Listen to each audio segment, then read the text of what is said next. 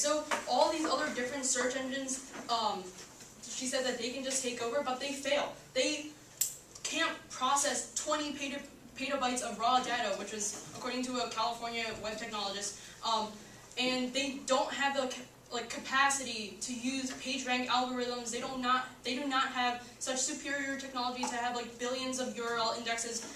That is why they are they occupy only 23% of searches, which is not even a quarter of the total amount of searches, which is 2 of them combined, versus Google, which has 76%. Also, Bing and Yahoo, she said that, Hannah said that you can just apply that to how the more users they have, the more refined their algorithm gets, but you can't just replace Google, you can't just replace, Google with Bing and Yahoo, because they don't have the ability to be as efficient as Google to just pile all the data from every single user and get it to refine their results. She didn't have any evidence to back up that turn anyways.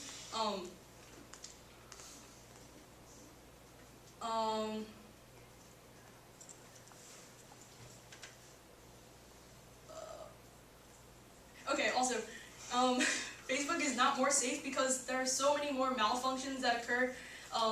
As I mentioned before, there were 5 outages that Facebook went through, and also Hannah didn't have any evidence to back up that it was more safe. She just kept saying Facebook is more safe. It's a safer alternative. She didn't have any evidence to back it up. She's just saying that, so you can't just go with that point. Also, Facebook is not valuable. There is no, Hannah didn't mention any profits whatsoever that Google had. I was already generous to give her $1.86 billion.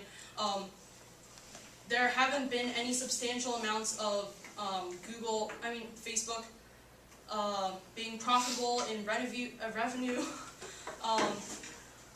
And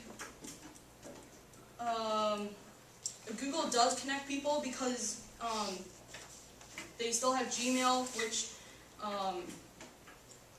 connects people via email, and there's still chat that you can use. It's the same as Facebook.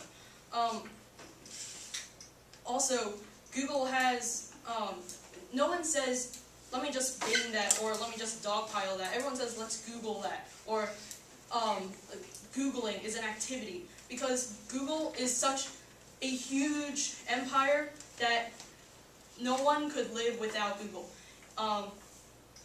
Google outperforms Facebook in usefulness, and therefore you should vote affirmative.